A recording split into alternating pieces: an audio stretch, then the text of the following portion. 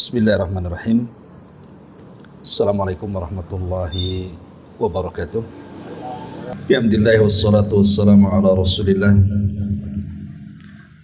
wa ala alihi wa sahbihi wa mawalah wa la hawla wa la quwata illa billahi wa ba'du.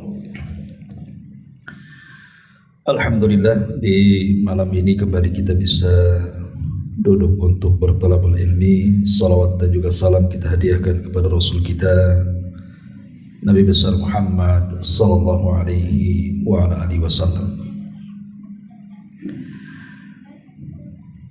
Pembahasan di malam hari ini kita akan membahas satu buah hadis Nabi sallallahu alaihi wasallam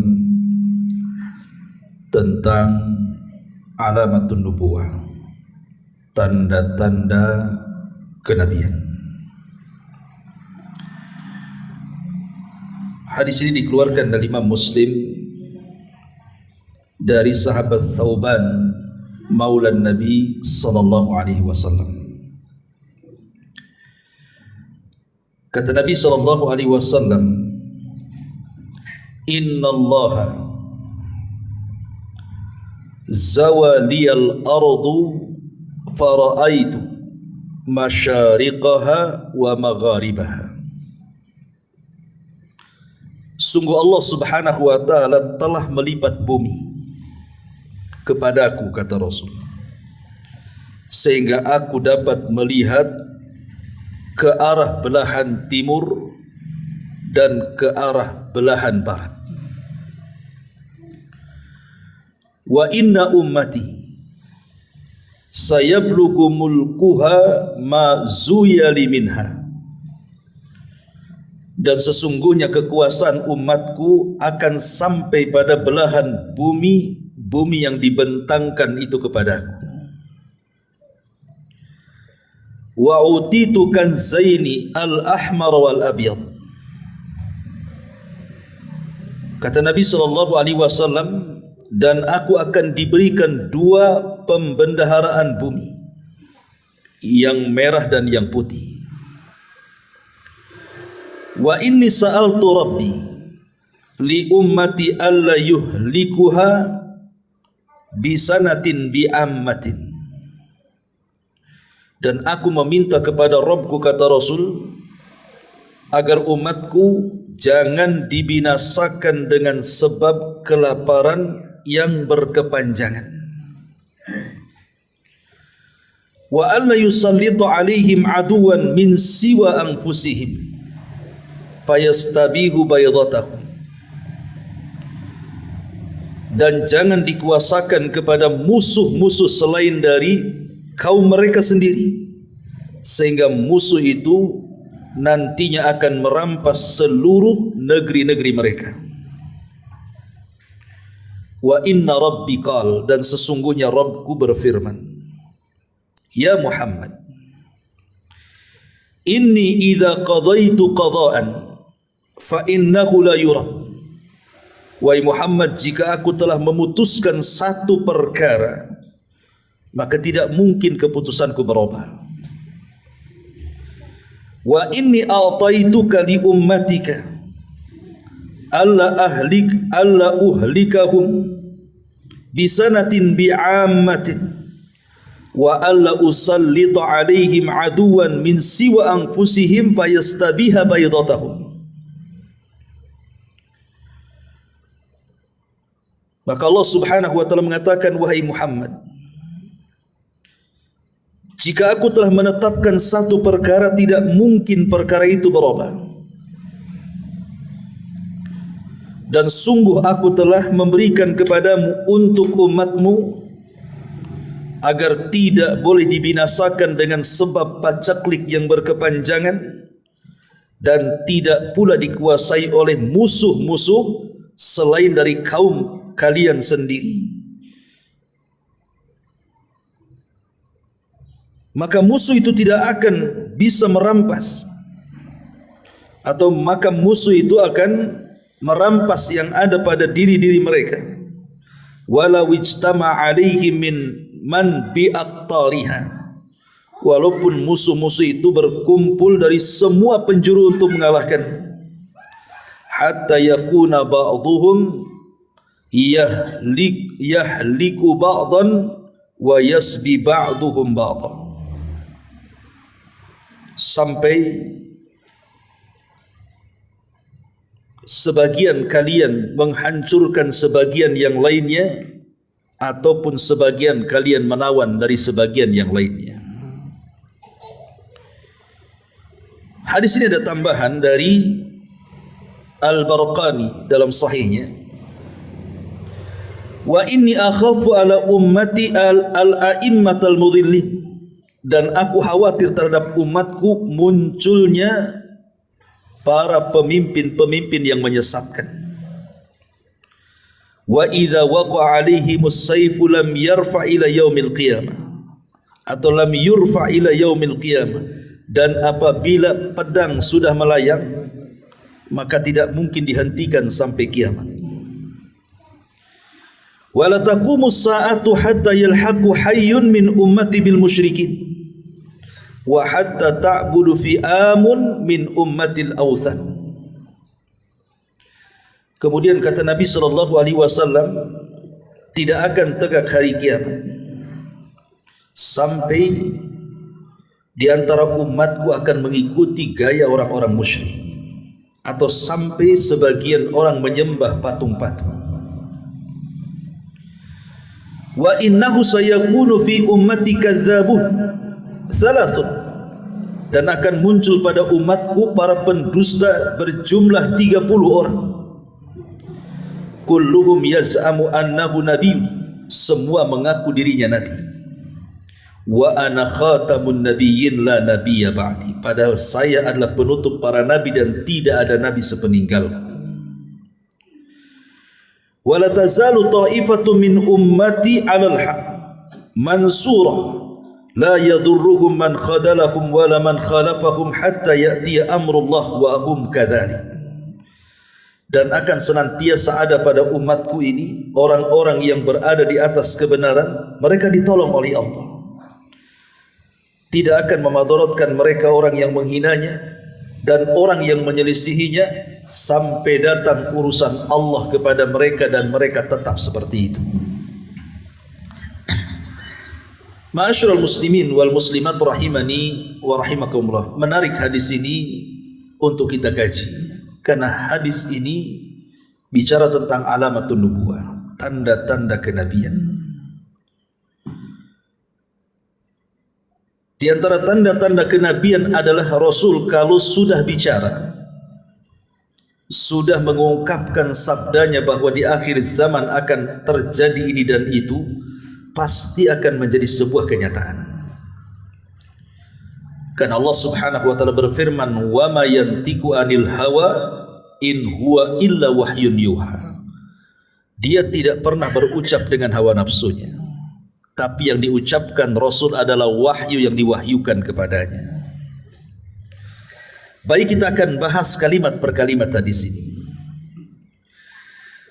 Nabi sallallahu alaihi wasallam mengatakan, "Innallaha zawaliyal ardu fara'aitu masyariqaha wa magharibaha." Allah telah melipatkan bumi kepadaku sehingga aku mampu melihat ke ujung barat dan juga ke ujung timur. Apa maknanya? Dan apa makna aku melihat? Apakah melihat betulan? Atau melihat dalam hati? Atau melihat dalam mimpi? Terjadi silang pendapat di antara para ulama. Jadi satu hari Nabi SAW diperlihatkan oleh Allah Azza wa Jalla ujung timur dan barat, seolah-olah dakwah yang akan disampaikan Nabi SAW, agama Islam ini akan sampai ke ujung-ujung itu. Padahal kala itu Madinah ataupun Mekah itu sebuah daerah yang boleh jadi tidak ada dalam peta. Karena di zaman Nabi SAW negara terbesar di dunia itu dua, Yang terbesar wilayahnya Persia, kemudian baru Romawi. Madinah ini kecil atau Mekah ini kecil, belum ada apa-apanya dibandingkan dua kekuatan besar ini. Tapi Rasul sudah diwahyukan Allah dengan memprediksi, dan prediksi Rasul tidak mungkin meleset. Diperlihatkan ujung timur dan barat. Ada yang mengatakan bahwa diperlihatkan Rasul itu dalam mimpinya. Tapi ada yang mengatakan tidak, Rasul tidak sedang bermimpi, dan itu yang benar. Rasul tidak sedang bermimpi. Memang satu hari Rasul diperlihatkan Allah ujung barat dan timur, dan bumi ini seolah-olah dilipat kepadanya. Dan itu bagi Allah mudah. Contoh sederhana. Dalam peristiwa Isra Mi'raj, itu kan peristiwa yang tidak masuk di akal. Bagaimana mungkin dalam satu malam melakukan perjalanan dari Masjidil Haram ke Masjidil Aqsa, kemudian naik ke Sidratil Muntaha, balik lagi ke Masjidil Aqsa, kemudian baru pulang lagi ke Masjidil Haram dalam satu malam? Akal siapa yang bisa menerimanya kalau bukan karena sami'na wa ata'na? Makanya orang-orang musyrik kala itu mengejek Nabi SAW. Ini cerita bohong, mana bisa dalam satu malam bisa berjalan dari Mekah ke Baitul Maqdis Palestina. Akhirnya kemudian para pedagang yang biasa datang ke Baitul Maqdis, tentu mereka hafal bentuk masjidnya, berapa jumlah jendelanya, berapa jumlah pintunya, macam mana bentuknya. Bagi orang yang sudah biasa bolak-balik ke sana, Rasul sallallahu alaihi wasallam Masjidil Aqsa, dan tidak menyangka kalau seandainya orang-orang Quraisy itu akan bertanya sedetil itu. Kalau memang engkau ke Masjidil Aqsa, wahai Muhammad, sifatkan Masjidil Aqsa itu berapa jumlah pintunya, berapa jumlah jendelanya, macam mana bentuknya. Tidak terpikirkan akan ada pertanyaan seperti itu kan. Tetapi Nabi SAW ketika sesak dadanya, maka kemudian Allah memperlihatkan di kedua bola mata Nabi SAW bentuk Masjidil Aqsa itu. Diperlihatkan berapa jumlah pintunya, berapa jumlah jendelanya, semua diperlihatkan. Dan dia lancar menjawab, sehingga terkaget-kaget orang-orang yang sudah biasa ke sana. Apa yang dikatakan Rasul itu tidak ada yang meleset, semuanya tepat. Artinya bukan mustahil Allah memperlihatkan sesuatu. Termasuk juga di sini, di mana Allah Subhanahu wa taala memperlihatkan kepada Rasul ujung barat dan ujung timur. Seolah-olah Islam akan sampai ke ujung-ujung itu. Dan shadaqah Rasulullah, tidak ada sekarang umat Islam kecuali menyebar di semua ujung-ujung dunia. Mau di belahan mana saja ada Islam di situ. Mau di belahan Eropa, di belahan benua Afrika, Asia, ujung timur, barat, selatan, utara, pasti ada umat Islam di situ. Dan perkembangannya sangat pesat sekali. Padahal umat Islam ini kan umurnya baru 14 abad, tapi sudah menguasai dunia. Makanya kata Nabi SAW, wa inna ummati sayablughu mulkuhu mazuya li minha. Kata Nabi SAW, sehingga aku dapat melihat bahwa kekuasaan umatku akan sampai pada belahan-belahan bumi yang dilipatkan kepadaku. Ma'asyiral muslimin, jangan di zaman sekarang, di zaman Khulafaur Rasyidin saja Islam itu sudah sampai ke Persia. Bahkan di zaman Utsman sampai ke daratan Afrika. Kemudian di zaman kerajaan Umayyah, Islam sampai menaklukkan Andalus. Bahkan Andalus itu menjadi andalan kota kaum muslimin. Lahir banyak para ulama di situ. Cordova. Bahkan di zaman Bani Umayyah juga Cina takluk kepada kaum muslimin. Bahkan rajanya menyerahkan jizyah upeti. Itu zaman yang tidak jauh dari zaman Nabi. Islam sudah menyebar kemana-mana kan. Apalagi di zaman sekarang. Bahkan di negara-negara kafir sekalipun ada umat Islam di situ. Kita lihat Rusia yang dikenal katanya ateis, ada juga kemudian pecahan-pecahannya kaum muslimin banyak di sana. Atau bahkan di daerah-daerah Cina dan begitu seterusnya, Islam berkembang dengan pesat di sana kan. Itulah Nabi SAW diperlihatkan oleh Allah Azza wa Jalla bahwa Islam itu akan sampai ke ujung-ujung itu. Kemudian kata Rasul, wa u'titu kanzaini al-ahmar wal abyad. Dan aku diberikan dua pembendaharaan, yang merah dan yang putih. Ini kinayah. Merah itu artinya emas, putih itu artinya perak. Dan di zaman Nabi SAW penggemar emas itu adalah Persia, dan penggemar perak itu adalah Romawi. Dan Rasul mengatakan, aku diberikan dua pembendaharaan kekayaan dua negara adidaya itu. Shadaqah Rasulullah. Dua-duanya tumbang kepada kaum muslimin di zaman siapa? Di zaman Umar. Persia tumbang dan diambil seluruh perhiasan emasnya sebagai harta rampasan perang. Kemudian setelahnya Romawi juga dikalahkan. Kemudian diambil juga perak-perak, dibagikan kepada kaum muslimin. Padahal Nabi SAW bicara seperti itu masih kecil kaum muslimin di Madinah itu, berapalah kalau melawan Persia Romawi. Tapi sekali lagi Rasul tidak berucap kecuali negara paceklik yang berkepanjangan diberi oleh Allah, Allah beri.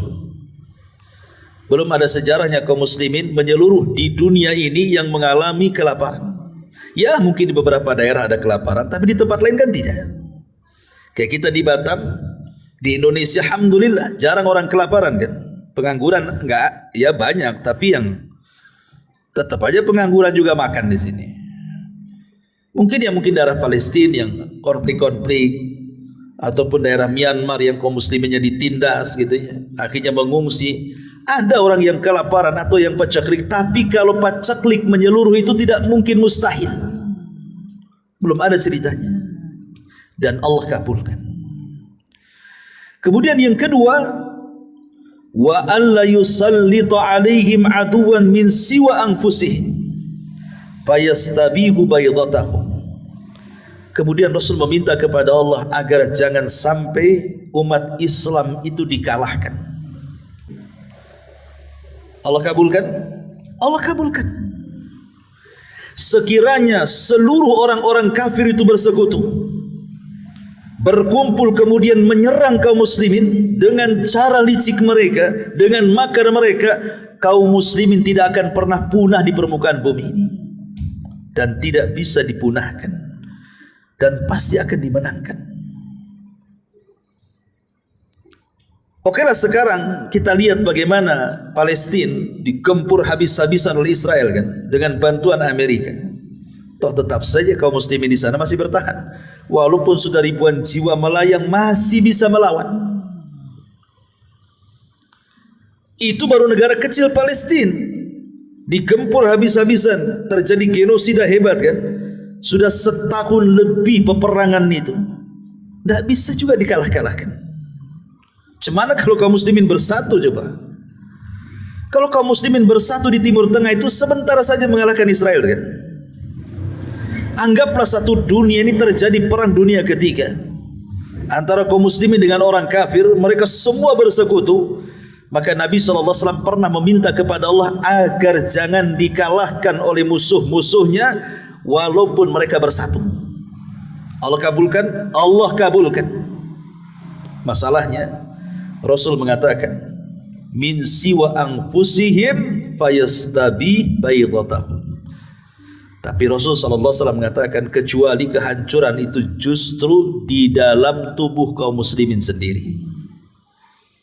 Jadi perangnya itu bukan melawan orang kafir, tapi perangnya orang Islam melawan orang Islam. Dan itu yang terjadi. Timur Tengah itu dulu kan bersatu di bawah daulah Turki Utsmani. Ya kan? Itulah kerajaan terakhir Turki Utsmani itu. Itu menyatukan semua daerah Arab. Tapi kemudian oleh Inggris, Amerika dan sekutunya dipecah-pecah. Jadi negara-negara kecil sampai sekarang. Itulah yang kemudian tidak solidnya mereka. Karena ketika sudah jadi negara otomatis melindungi kepentingannya masing-masing kan. Jadi sekarang itu justru musuh kita adalah sesama kaum muslimin, dan itu sudah terjadi sejak zaman kematian Utsman ibn Affan radhiyallahu anhu. Utsman dibunuh oleh siapa? Orang kafir? Bukan. Utsman itu dibunuh oleh orang Islam. Orang-orang yang mereka mengatasnamakan Sabaiyah. 5.000 pasukan anak-anak muda yang tergabung dari anak-anak muda Mesir, anak-anak muda Basrah, anak-anak muda Kufah, anak muda Irak, kemudian bergerak ke Madinah di musim haji, berakhir dengan pembantaian Utsman bin Affan. Mereka hendak haji, tapi mereka memiliki pemahaman Khawarij, melakukan pemberontakan kepada Utsman. Sejak itulah Allah tidak akan menghentikan pertumpahan darah di tengah-tengah kaum muslimin. Dimulai dari terbunuhnya Utsman sampai hari ini kita lihat perang saudara. Bukannya melawan orang kafir, justru perang saudara. Sebab kalau kaum muslimin bersatu satu dunia melawan orang kafir tidak mungkin mengalahkan kita, walaupun mereka bersekutu. Ini sabda Nabi. Apakah kemudian keduanya dikabulkan? Ya, keduanya dikabulkan. Perhatikan setelahnya. Wa inna rabbi qal, dan Allah pun atau Rabbku berfirman ketika aku meminta dua permintaan itu. Apa kata Rabbku? Ya Muhammad, aku kalau sudah memutuskan sebuah perkara maka tidak mungkin berubah, kata Allah. Allah itu kalau sudah mentakdirkan sebuah perkara tidak mungkin berubah. Maksud takdir di sini apa? Takdir kauni, takdir alam, bukan takdir syar'i. Kalau takdir syar'i bisa terjadi bisa tidak, tapi kalau takdir alam ini pasti terjadi. Ketika Nabi SAW meminta dua perkara itu dan Allah Subhanahu wa Ta'ala kabulkan, dan ini bagian daripada takdir alam, pasti dua-duanya terjadi. Makanya Allah mengatakan, ya Muhammad, kalau aku sudah memutuskan sebuah perkara tidak mungkin perkara itu berubah.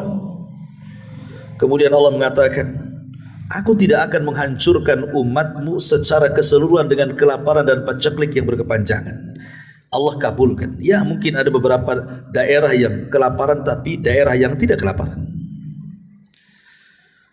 Kemudian aku pun tidak mengizinkan umatmu dikalahkan musuh-musuhnya, walaupun mereka berkumpul dari semua penjuru negara, kecuali sesama kalian akan bertengkar. Kata Allah Subhanahu wa Ta'ala dalam hadis qudsi, kecuali sesama kalian akan bertengkar sehingga satu dengan yang lainnya saling membunuh dan satu dengan yang lainnya saling menawan. Itulah yang terjadi. Masyarul muslimin yang dimuliakan Allah Azza wa Jalla. Dan ini menarik. Ketika Nabi SAW dalam periode Mekah, ya, dalam periode Mekah itu kan Rasul sangat lemah sekali. Bukti kelemahan Rasul, tidak sanggup melawan orang-orang yang menyiksa budak-budak yang masuk Islam kan. Bilal disiksa, Rasul tidak bisa membantu. Zunairah disiksa, Rasul diam saja. Dan banyak para sahabat disiksa, Rasul hanya bisa mendoakan saja. Karena memang lemah. Kalau melawan habis kan begitu. Maka Rasul hanya memberikan janji-janji yang luar biasa kepada para sahabat, seperti kepada keluarga Ammar ibn Yasir, dan mengatakan, ya Ammar, ya ala Yasir, fa inna mau'idakumul jannah, siksaan kalian tidak sia-sia. Kalian sedang berniaga dengan Allah dan Allah sudah janjikan kalian dengan sorga, kata Rasul. Ketika Nabi SAW diusir dari Mekah, kemudian terjadi hijrah.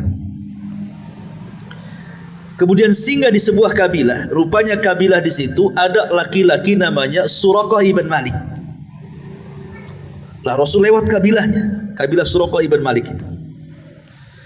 Sementara Abu Jahal itu sudah membuat selebaran, siapa yang bisa menangkap Rasul hidup mati 100 ekor unta. Siapa yang bisa menangkap Abu Bakar Siddiq 100 ekor unta. 200 ekor unta tuh. Kaya raya kalau orang bisa mendapatkan 200 ekor unta sekaligus kan. Bukan hanya menangkap Rasul, juga Abu Bakar sekalian. Lah ketika itu banyak teman-temannya Suraqah ini, ketika Abu Bakar hendak membeli sesuatu di kabilahnya, mereka satu dengan yang lainnya saling bicara, apakah orang ini yang dicari Abu Jahal? Karena mereka belum pernah melihat masalahnya. Suraqah tahu itu Abu Bakar, tapi dia tidak mau mengiyahkan kepada kawan-kawannya karena dia ingin dapat hadiah sendirian, sehingga ditutupi, bukan, itu bukan Abu Bakar. Ya. Akhirnya teman-temannya tidak jadi nangkap. Setelah Abu Bakar pergi, baru dia mengambil kudanya, dan Suraqah itu pemacu kuda terhandal di zaman itu, tidak pernah jatuh dalam kudanya. Ketika kemudian Nabi SAW dan Abu Bakar melihat ada Suraqah ibn Malik mengejarnya, Rasul tahu, karena Rasul itu bisa memandang ke belakang seperti memandang ke depan, walaupun tidak menengok kepala. Tiba-tiba dengan malunya Suraqah ibn Malik, pakar dan ahli dan handal dalam berkuda, tiba-tiba tersungkur persis di hadapan Nabi. Kemudian Rasul melanjutkan perjalanannya, kudanya dibangunkan lagi, dikejar lagi, sudah dekat Nabi, tersungkur lagi sampai 3 kali. Aib ikhwan, seorang penunggang kuda yang handal bisa jatuh sampai 3 kali itu. Ibaratnya kalau di pacuan kuda lah gitu ya.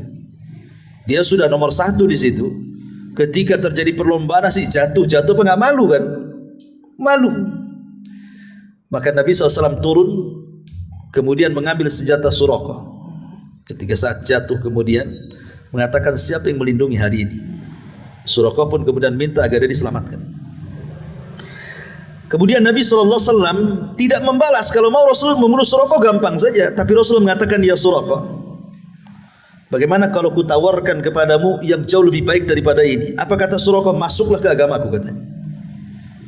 Kata Suraqah, aku belum siap. Kemudian Rasul mengatakan, ya Suraqah, kalau engkau hidupmu panjang dan engkau masuk ke dalam Islam, maka engkau akan dipasangkan di badanmu baju kebesaran Persia, katanya. Coba bayangkan, masuk akal tidak? Rasul lagi dikejar-kejar musuh, cerita menaklukkan Persia, kan gak masuk akal kan? Ini Rasul dia lagi lemah, dikejar-kejar sama musuh, dikasih hadiah yang menangkapnya, tiba-tiba ngomong sama Suraqah, kalau engkau masuk Islam dan usiamu masih panjang, maka engkau akan dipakaikan baju kebesaran Persia. Apa bual nggak tuh? Ya mungkin ini orang ini bual saja. Kamu aja dikejar-kejar orang kok cerita menaklukkan Persia. Kalau sekarang ini mungkin presiden yang dikejar-kejar gitu, tiba-tiba cerita menaklukkan Amerika. Kan bual namanya kan. Tapi itu bukan bualan. Nabi itu tidak membual. Nabi itu mengatakan sesuatu yang apa adanya dan pasti terjadi. Betul, setelah Rasul meninggal, Khalifah Abu Bakar meninggal, kemudian dipimpin oleh Amirul Mukminin Umar bin Khattab radhiyallahu an, Persia takluk. Kemudian Umar diminta untuk mengambil kuncinya langsung dari padri Baitul Maqdis. Berangkat dia dengan Aslam. Ketika membuka pintu Baitul Maqdis, maka dia diserahkan baju kebesaran padrinya. Umar teringat dengan cerita Suraqah. Aina Suraqah? Dan dia sudah masuk Islam dan ikut perang. Di mana Suraqah? Datang Suraqah dan mengatakan, sini Suraqah, saya pakaikan baju kebesaran sebagaimana yang Rasul katakan kepadamu. Shadaqa Rasulullah. Akhirnya Suraqah pun bercerita. Ya, lihat bagaimana keajaiban luar biasa. Ini namanya sidqun nubuwah ini. Sidqun nubuwah, kebenaran kenabian Nabi SAW. Dan jauh-jauh sebelum itu Rasul sudah katakan, ketika di awal-awal dakwah, bahkan di hadapan orang-orang musyrik Arab lagi, dia mengatakan apa? Qulu la ilaha illallah tamliku bainal arabi wal ajam. Katakan oleh kalian la ilaha illallah, kalian akan menguasai orang Arab dan seluruh orang non-Arab, katanya Rasul. Dia belum ada pengikut, tapi sudah ngomong begitu. Mungkin orang-orang musyrik disangkanya orang ini sedang membual, orang ini gila. Cemana kau aja tidak punya pengikut, tu cerita pula mau menguasai orang-orang di luar Arab, Persia dan Romawi. Tapi sekali lagi ini wahyu. Dan sekarang sudah menjadi sebuah kenyataan dan Allah memberikannya. Ma'asyiral muslimin yang dimuliakan Allah, yang jadi masalah bukan soal perang melawan orang kafir. Kelemahan kaum muslimin itu bukan di situ. Sebab kalau seandainya adu tanding orang Islam dengan orang kafir, tidak mungkin kalah kita. Tapi kelemahan kaum muslimin itu karena sesama kaum muslimin itu saling melemahkan, saling peperangan, bertumpahan darah di sana dan di sini. Antar negara Islam dengan negara Islam berperang dan begitu seterusnya. Disitulah letak kelemahan, dan kalau itu yang jadi masalah, maka orang kafir akan mudah mencaplok negeri-negeri kaum muslimin. Kita lihat Amerika ketika membuat keributan di Timur Tengah, alasannya cuma satu, mencari teroris. Masuk ke negeri orang Islam, dicari teroris, rupanya tidak ada, tapi negeri itu sudah rusak karena dibom, karena hanya kepentingan ekonomi global, ya minyak, gas dan yang semacamnya. Cuman di atas namakan mencari teroris, bukan teroris yang dicari kan, dapatnya emas. Nggak ada teroris, dapat pula yang lebih besar daripada itu, gas dan yang semacamnya. Itu yang terjadi.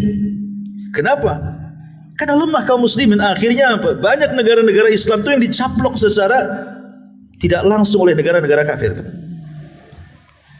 Makanya Rasulullah SAW itu 14 abad yang silam mengatakan, nanti satu hari kata Rasul, kalian akan dikerubungi dari berbagai macam arah seperti satu nampan yang penuh berisi makanan lezat. Tiba-tiba datang orang-orang kelaparan. Kira-kira nampan itu diperebutkan? Tidak, pasti diperebutkan. Begitulah nasib kaum muslimin di akhir zaman kata Rasul.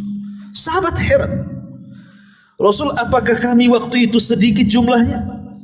Kata Rasul, bal antum yauma idzin katsirun. Jangan salah, jumlah kalian jauh lebih besar dibandingkan musuhnya. Lalu kenapa bisa dikerubuni, bisa dikepung dari semua arah? Karena telah dicabut perasaan takut dari musuhnya dan sudah ditanamkan penyakit lemah dalam hati kaum muslimin. Apa penyakit lemahnya? Dua, cinta dunia dan takut kematian. Itulah yang menyebabkan kekalahan kaum muslimin. Dikirimnya syahwat-syahwat dan syubhat dari barat. Lihat tayangan-tayangan televisi kita, ada yang mendidik tidak? Tidak ada yang mendidik. Tayangan-tayangan di YouTube, ya, kita lihat kalau ada konser musik live di YouTube, berapa yang nonton? Jutaan. Kalau pengajian kayak begini berapa? 1-2 orang. Kadang-kadang keluar masuk. Kan itu. Kadang keluar masuk kan itu ya. Yang mancing saja subscribe-nya bisa 1 juta tuh. Ustadz subscribe-nya kadang-kadang cuma sedikit aja. Ini salah mencet HP antum ini. Ya. Tidak paham mana yang manfaat dunia akhirat dan yang memudaratkan dunia akhirat itu. Harusnya setiap program-program channel-channel ustadz-ustadz yang mengajarkan Al-Quran dan Sunnah itu langsung subscribe gitu ya. Ikut share ke sana kemari, itu dakwah. Ini konten-konten gak jelas pula yang di-share-share sana sini. Ma'asyiral muslimin yang dimuliakan Allah Azza wa Jalla. Kemudian tambahan hadis itu yang diriwayatkan oleh Al-Imam Al-Barqani dalam sahihnya. Dia mengatakan, wa inni akhafu ala ummati al-a'immatal mudhillin. Yang aku khawatirkan kata Rasul, munculnya para diplomasi agama tapi menyesatkan manusia. Mereka yang disebut dengan umara usu dan ulama usu. Karena para pemimpin itu ada dua, pemimpin dalam agama mereka para ulama, pemimpin dalam negara mereka para presiden. Kata Nabi SAW, yang aku khawatirkan adalah banyak para pemimpin-pemimpin negara yang menyesatkan umat, atau para pemimpin agama yang menyesatkan umat. Sebab pemimpin kalau zalim, dia akan membuat aturan-aturan yang merugikan agama. Akhirnya disahkan LGBT, boleh menikah sesama jenis kan itu, baik pasangan lesbi atau homo umpamanya. Ini kan merusak ikhwan. Dilegalkan. Tidak boleh pakai jilbab. Ini kan masalah, membuka aurat jadinya kan. Ini pemimpin-pemimpin yang zalim ini, kalau dia berkuasa bisa merusak agama. Karena dia bisa membuat aturan-aturan yang merugikan kaum muslimin. atau pemimpin dari kalangan para ulama. Karena ulama itu ada 3, ikhwan. Ada namanya ulama usultah, ada namanya ulama ul ummah, ada yang namanya ulama ul millah. Apa bedanya 3 ulama ini? Pertama, ulama usultah, ulama yang menjilat pemerintah. Kata pemerintah buat fatwa, dia buat fatwa. Pokoknya yang pemerintah senang dibuatkan fatwa, mau batil mau hak, yang penting dekat dengan pemerintah, bisa menjilat pemerintah. Ulama usul, ini ulama yang buruk nih. Dia hanya berfatwa sesuai dengan selera pemerintah. Yang kedua, ulama ul ummah, ulama yang berbicara sesuai dengan selera umat. Dia tidak berani mengungkapkan kebenaran. Yang hak adalah hak, yang batil adalah batil. Yang penting umat senang, itu saja yang disampaikan. Dia sembunyikan kebenaran, sebab kalau disembunyikan atau diterang-terangkan kebenaran maka akan dijauhi oleh umat. Lah ini namanya ulamaul ummah. Dia berceramah atas dasar selera umat. Ketawa, ketiwi, kesana kemari, yang penting umat senang. Yang ketiga namanya ulamaul millah. Inilah ulamaul rabbani namanya. Ulamaul millah. Dia tidak berfatwa kecuali agama yang menyuruhnya. Kalau kata agama fatwakan ini hak, dia katakan hak. Kalau kata agama ini batil, katakan itu batil. Sufyan Ats-Tsauri, orang kaya, dia ulama. Ketika ada yang mengatakan, ya imam, engkau selalu bicara soal zuhud dan engkau imamnya para zahidin, orang-orang yang zuhud. Kenapa engkau kaya? Katanya. Dia sangka orang zuhud harus miskin. Maka kemudian Sufyan Ats-Tsauri meluruskan pemahamannya, dia mengatakan, kenapa saya harus kaya? Padahal itu ulama dunia tuh Sufyan Ats-Tsauri, likai la atamandalu ala sultan, supaya aku tidak menjilat pemerintah, katanya. Dan aku bisa mengkritik kapanpun pemerintah. Kalau pemerintah salah, saya katakan salah. Kalau pemerintah benar, saya katakan benar. Tapi kalau aku menjilat pemerintah, boleh jadi aku tidak bisa mengatakan yang benar itu benar, yang batil itu batil. Nah, itu namanya ulamaul millah namanya.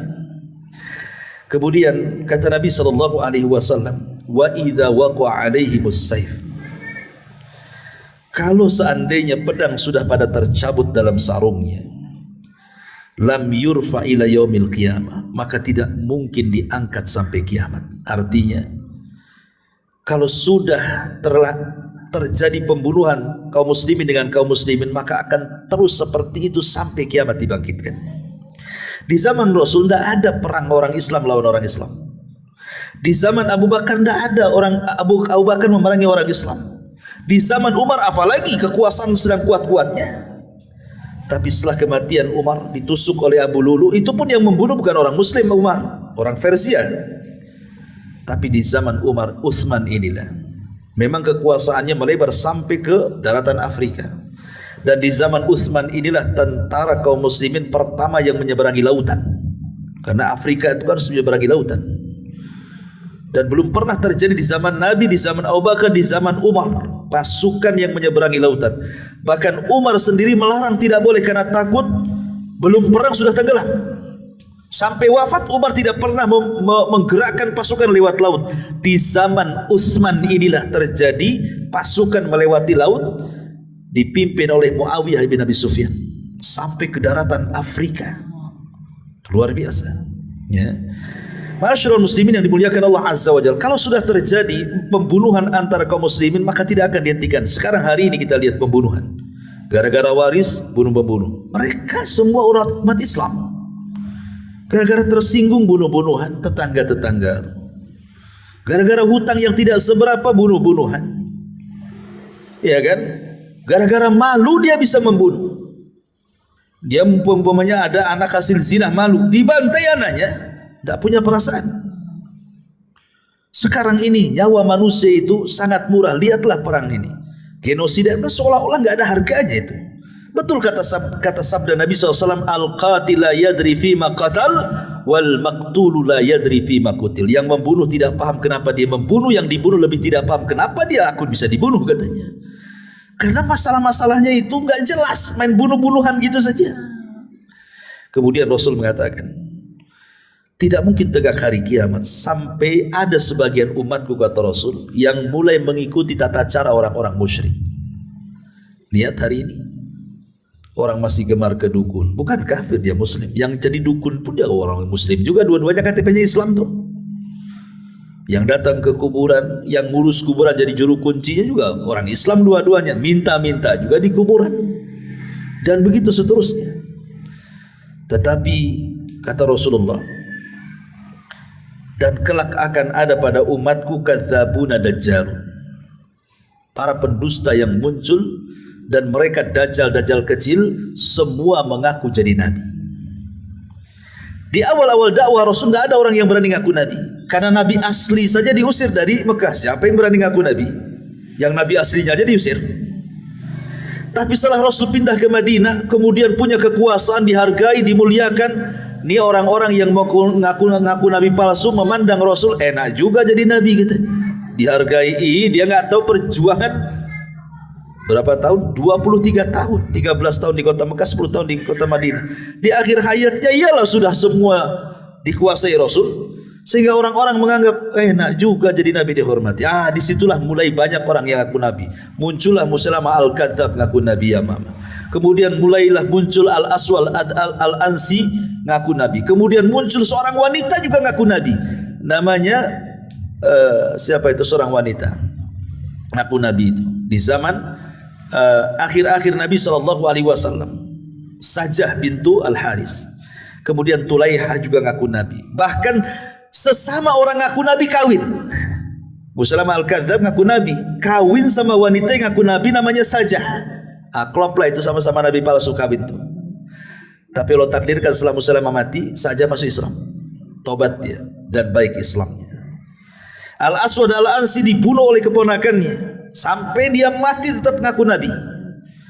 Tapi Tulaiha dia tobat, akhirnya masuk Islam dan baik keislamannya. Saya kira kemudian di zaman tabi'in ada namanya Abu Ubaid Al-Thaqafi, ngaku nabi juga. Dan di zaman sekarang lebih banyak lagi ngaku nabi. Saya pikir orang Timur Tengah saja ngaku nabi, orang Indonesia yang pesek-pesek pun ngaku nabi. Ya kan? Ada di Jawa Barat tuh siapa namanya? Cecep. Ya, Nabi Cecep. Di Medan lagi. Ya, alhamdulillah di Batam enggak ada. Kemudian kata Nabi SAW, la tazalu ta'ifatun min ummati 'alal haq. Akan senantiasa ada orang-orang itu yang di atas kebenaran. Di mana umat Islam itu tidak akan rusak secara keseluruhan. Kalau di timur ada yang rusak, di barat ada yang benar. Di barat ada yang rusak, di timur ada yang membenahi. Karena Allah tidak mungkin memusnahkan orang-orang yang menyandang dakwah yang hak ini dari permukaan bumi. Akan muncul orang-orang yang ditolong oleh Allah Subhanahu wa taala, sehingga para pencetak kebenaran tidak akan pernah musnah di permukaan bumi. Masyarul muslimin yang dimuliakan Allah Subhanahu wa taala, inilah di antara penjelasan singkat dari hadis tentang sidqun nubuwati Nabi SAW, kebenaran nubuah kenabian Nabi SAW. Mudah-mudahan manfaatnya. Subhanallah bihamdika asyhadu an la ilaha illa anta astaghfiruka wa atubu ilaik. Allahu ta'ala alam. Assalamualaikum warahmatullahi wabarakatuh.